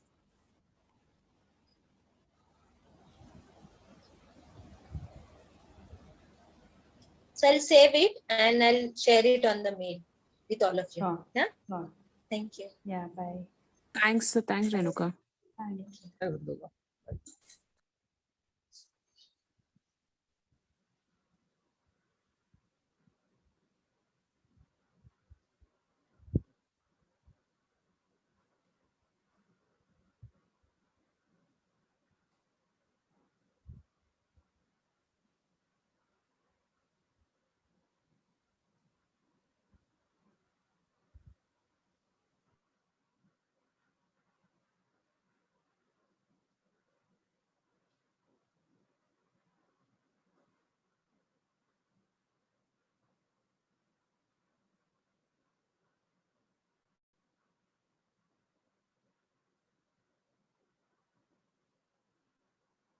Both the groups are out. So Renuka, I can see you only you, Majumdar. Where are the rest? Okay, we are back into the main room, ma'am. How come then I'm not able to see everybody here? Okay. Yep. Is Yeah, everybody there? Yes, we are there. Great. So who's going to share the presentation, or can you just show me what you have done, or you can read out while I can see the grid? Renuka, you can present. Yeah. So can you all see our screen, ma'am? Yeah, I can see. Yeah. So we have identified that these were the competencies that we were supposed to assess through various activities. So we have listed group activity, role play, in-tray, presentation, outbound. Okay. What happened? Somebody's out of network. I'm not able to hear. Renuka? She's frozen. It's a network issue, I think. Yeah, I know. Somebody else? Gopal, you want to carry on? I was in the other team. Oh, you were in the other team. Majmudar sir, you can carry on. Yeah, then we have specified the group activity, role play, in-tray, presentation, outbound training, case study, social events, and behavioral BEI, behavioral interview. So communication skills that we have mentioned. Okay. Where is the screen? We lost the screen. Lost the screen. Okay. Does the other group want to share? In the meanwhile, probably the other group can get ready for someone else to share. Arjit. Wow, great.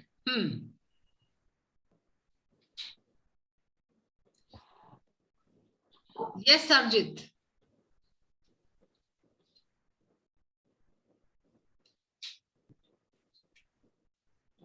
Yes, ma'am. So for communication, we took presentation, OBT, and role play as the tools.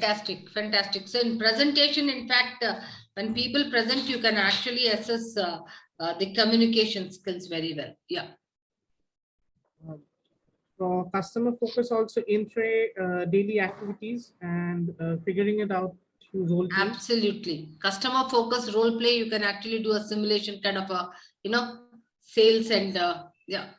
I mean, I think it comes out very, very clearly, right? For flexibility, also we took recourse to exercise-based activity, OBT, as well as role play. Okay. In fact, flexibility can also be done by typical small exercises like icebreakers, right? And flexibility can be seen in across, like you can also see in terms of a role play or a presentation, how flexible is he in terms of, the way he's presenting, or is he very rigid about his thoughts? So that, why do you think flexibility becomes a very, very critical, does become a critical competency for especially a customer champion? Why? Adaptability, because there could be various scenarios. Customer could be irate. Absolutely. You're dot on there. Absolutely. Yeah. For resilience, OBT, again, maybe we were short on the tools. Over here, we thought of OBT. See, problem solving and decision making, you have actually highlighted in-tray. Primarily, in-tray looks at more of prioritization, planning, organizing, and of course, decision making. A little less of problem solving. Okay. Right. Yeah. Okay. For achievement and results, in-tray exercises, presenting. Over here, ma'am, we stressed on presenting because we wanted to highlight negotiating skills, means wherein we are presenting to achieve a desired result. So this is what we thought. Like, I would also typically recommend achievement results, some kind of a simulation exercise. Right. Where role play can be a simulation of, giving something in terms of a Lego block or something and saying, hey, or a telephone, okay, how are you going to actually, if there is a customer complaint, how are you going to do? You have to close a call. There is some kind of an achievement there, right? Right. Okay, team working. So ma'am, for problem solving also we could use role play then. Yeah, absolutely. Absolutely. See, in fact, if you notice that 1, 2, 3, 4, 5, 6. So with 6 tools, you are definitely able to assess competencies more than 2 or 3 places, right? That's very good. In 2 or 3 competencies, you are able to assess. That's really very good. Good work. Nirmala ma'am. Prachi. Yes. So whatever little I know and what I've done in the assessment center space, if I'm not wrong, correct me if I'm wrong, please. That you should try to refrain from using one exercise for multiple competencies. You should try that one particular activity is maximum being utilized for 2 or 3. That's it. Like in the current case, we have enlisted role play for 6 competencies. So we should actually prioritize out of this. Role play should be giving maximum weightage for which competency, so that the focus of the observation can be around that particular competency only. You use for 2 or 3 typically. Correct. And not less than that, typically 2 or 3. Because why? I'll tell you, there's a logic behind it. Say for example, I'm using say a role play and I'm saying, hey, I'm going to look at all these competencies just in role play. It's not possible, right? For an Correct. assessor, That was my point. That's exactly for an assessor, physically it is not possible to observe. You'll have rating sheets, and to observe and do rating for all those competencies. At best 2 or 3. Yeah. So now my follow-up question to that is this: out of these 7 of the competencies, we have listed role play for 6. So for which are the 2 or 3 top 3 that you would say that we should pick up role play? So typically, I would actually recommend, say for example, role play. You have highlighted for all the competencies. Now presentation, which can be much more for communication. Presentation is the best, right? You can actually see a lot of presentation. So in role play, you can skip, though you have colored it, you can skip communication there. Okay. Now customer focus, you can have a simulation. Okay. But for customer focus, I would actually say role play would be very good, which could be a simulated kind of, to sell something to a customer, or objection handling kind of a thing. So role play would be definitely better. Flexibility, I would say you can delete flexibility there. Role play, because one has actually shaded everything for everything role play. Okay. Problem solving and decision making, more in terms of in-tray decision making, and problem solving can also be seen in case study. How are you looking at some of the areas or challenges in that case study, and how are you solving those problems? Less in a role play. Okay. So, madam, in these all these parameters, and also the different type of interventions like in-tray presentation, OBT case study, and role play. Right. The importance or the inclusion of the psychometric can be at which stage? Typically, psychometric is done at the beginning when they come, because psychometric is one which you can give it on online and say, hey, do the psychometric, right? Okay. Okay, but it is not used particularly giving you time, etc. You can do it online. Like for example, if you see most of the organizations, they give you a password and they say, please go to our website and then fill up this. Even before they go through any other process, they would like to give you a psychometric to see, is there a cultural fit? Okay. Because they feel that's the most important thing. You may be great for everything, but if I do that at the end and I find you are not culturally fit, then my entire effort in terms of taking you through all those multiple assessment techniques, tools, everything is gone a waste effort. So the first thing they do is, you may be very good, but are you culturally fit to my organization? Okay. And typically so the importance of the psychometric tools or the psychometric test, for the assessment center is main motto is to pinpoint only those handful of target audience who will go through this assessment center, right? Though I actually disagree with those people who do this, but organizations like Goldman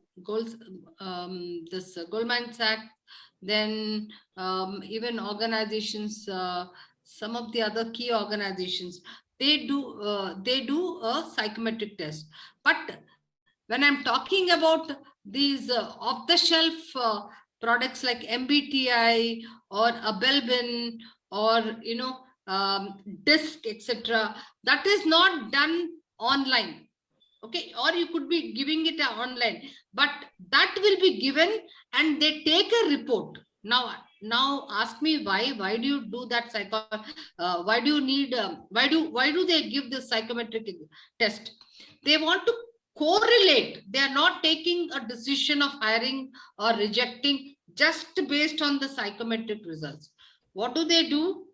Now they look at the profile given by the psychometric test and they correlate and validate and see, hey, are there any, skewed kind of, does it show some contrary kind of profile?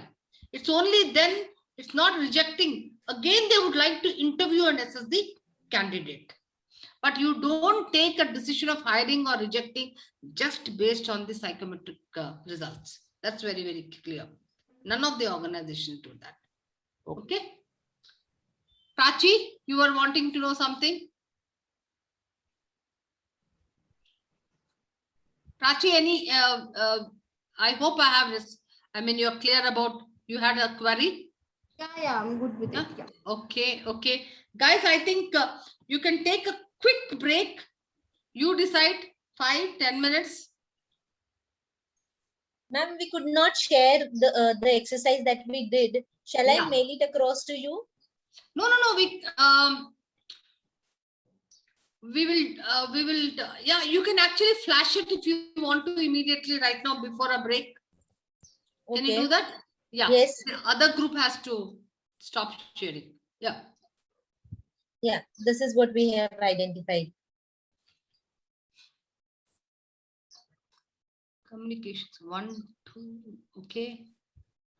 Customer focus, role play, PI, good. Flexibility 1. Okay. Social event. All right. So typically at a customer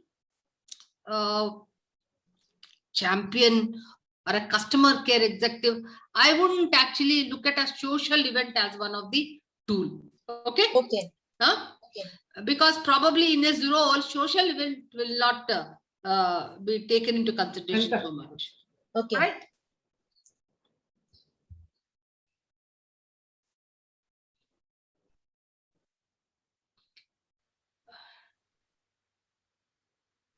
Yep, it looks good.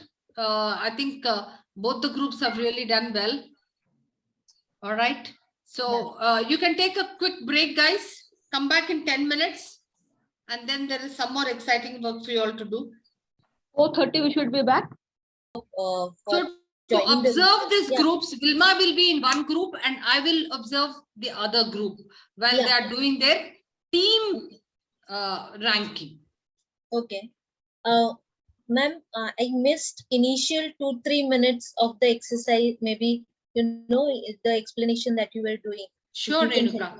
So Renuka, you have an exercise there. This is called moon landing. Okay. So now you have got stranded and it is 200 miles away. You have to reach the mothership. Okay. There are 15 items there listed. All right. Which are intact, undamaged, and you need them. Now you have to do the ranking in order of priority, keeping in mind your goal or objective of reaching that mothership. All right. Okay. So you have to rank them. One is your own individual ranking. The second is when you are in a group, you have to come to a consensus and do a team ranking. Okay, understood. Yeah, these are the lists.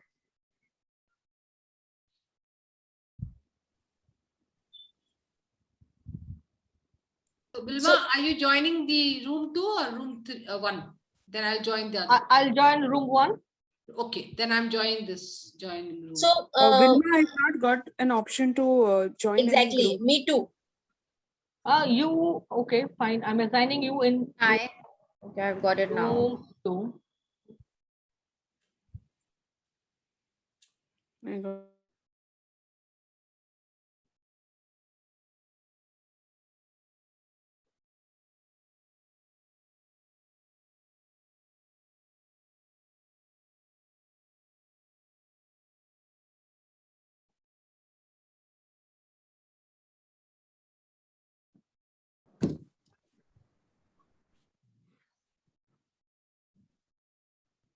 Who's working on the sheet? Oh, Gary G. Okay, all right.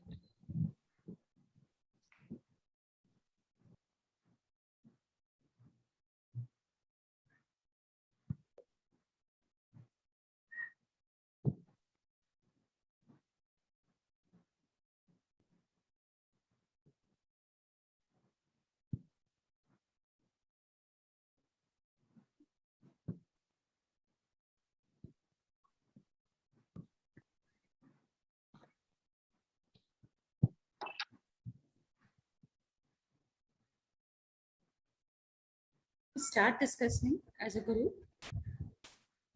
I think we have to first give our own individual rankings. Or other, should we straight away hit upon the group? Yes, how I plan it is, I'll be putting in my response. So you all can have your responses. I'll jot it down over here. On screen, we'll summarize it under the column H rank summary. We have the respective ranking, means a sequence of ranking. Then we'll decide and finally put in the group rank as we decide. Is it fine? Okay. Yeah.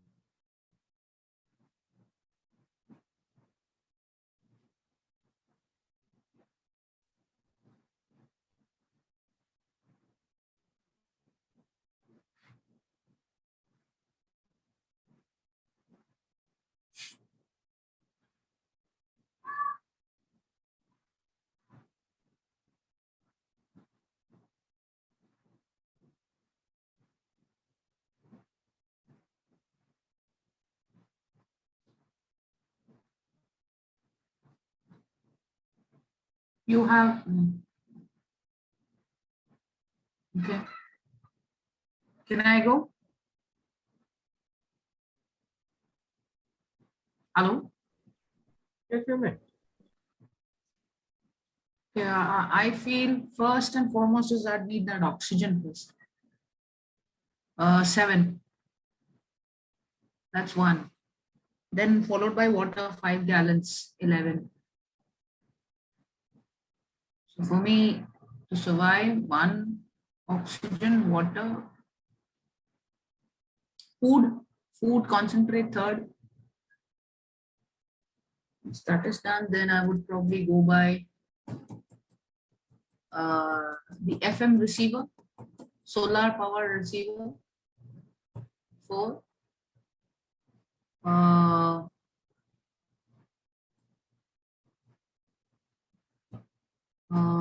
Heating unit, 5.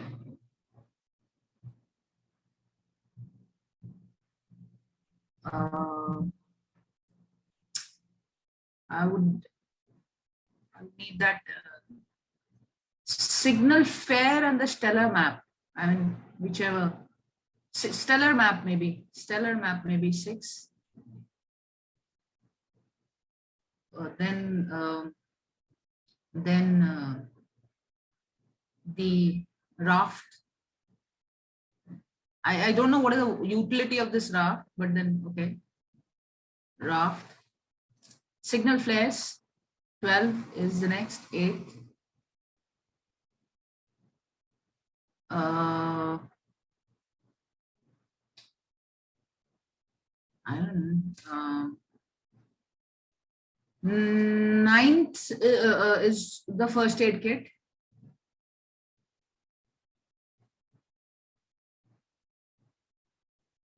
The rope can be 10th. Nylon rope. Rest of the things I think are useless. So parachute skill. What is parachute skill? I have no idea actually. So just put anything randomly. So okay, magnetic compass 10. 11.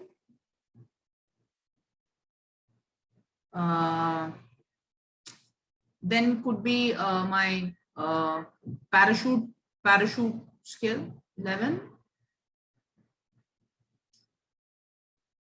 Caliber shots 13.45.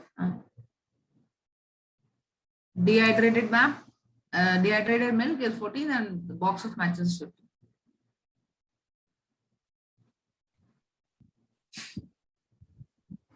Hello. Archit? Yes. Yeah, for me, I think so. First would be the stellar map, because I would want to go to the mother ship, and I think so that's what I would put first. So I need to know which direction. Second would be the water balance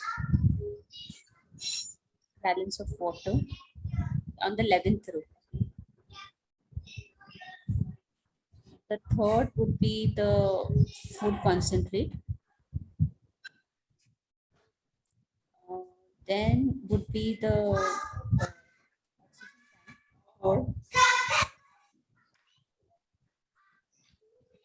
oxygen tank, 100-pound oxygen tank.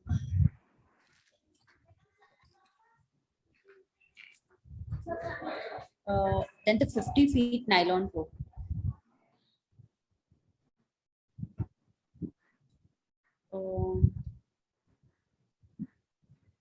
Then the solar power FM receiver.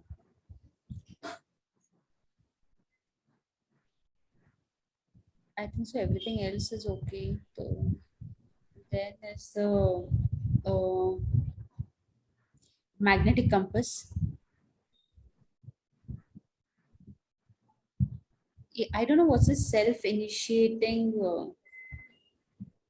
life raft. I don't know what it is, but uske baad ho. I took it as a protective equipment in 8, case. yeah, 8 maybe. It may just open up to 10 maybe the signal flares. 11 maybe the parachute skill.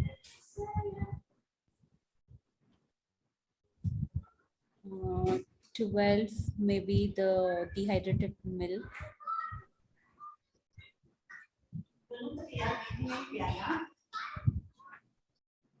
And then 13 maybe the portable heating unit. 14 maybe the caliber pistols. And last the box of matches.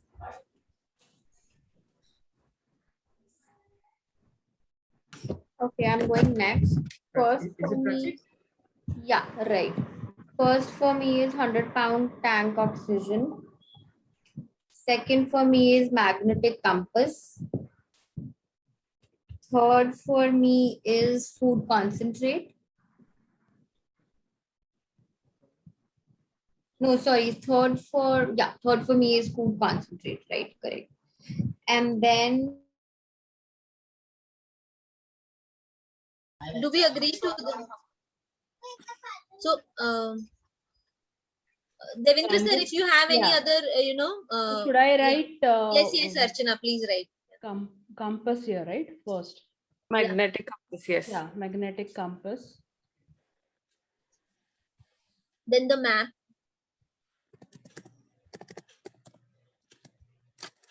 Then the map, which is Taylor map. Then the oxygen. Oxygen tank. Okay, so stellar map. This is Vanessa here again. Sorry, Yeah, a stellar map is basically a map to identify stars and be able to read that. So unless we as an astronaut were able to read that and that will help us give us a direction, I don't think the stellar map is going to be really helpful. Okay. I think that food concentrate should be there because we don't know how much it will take. So yeah, it is there, but our motive, Majumdar sir, our motive is to reach to the mothership first. So, so the important thing is that we reach there. That's why we are putting it in that order. Of course, food is important. So do other things. Okay. Put oxygen is on number 3. So there's something live raft also. So, live. And there is parachute also. Yeah. So as I said, flare lights would be important once we reach a little closer to the mothership maybe. But to reach to the mothership, I think the pistol thing should work. Because there is no fuel that we see. Okay. I'm just mentioning 245. But pistol will work because there is no outside, there is no oxygen. Without the that's what one study says, that if you fire pistol on the moon, it pushes you back. So with the help of compass, if you notice which direction you have to go, you'll have to fire on the opposite direction, and it pushes you back to the mothership. That's what I understand. That's how one should work. This is my theory. I don't know how many of you will agree to it. So food also will be required. So food is required. Food is required because to be alive, we require some food. We don't know. So either food or milk, somewhat like. It is dehydrated milk in the water. Yeah. Water. Yeah, 5 gallons of water. 3 options: food concentrate is there, either milk is there, or water is there. So some intake should be there. But water will be converted into ice. Why? And food concentrate. It's cold, no. We also need signal flares. Signal flares. Signal flares. I am still not convinced with putting pistol on number 4. I don't see its relevance on number 4. I think food and water are more important. Yeah, to be survive first. Exactly. So should I make it next as a priority? Yeah. Maybe this I can put it. Because we want to finish it in the time. Let's do. Let's move that. Yeah, no problem. Let's put it all the things. Then we can just shuffle it. So next comes a food concentrate.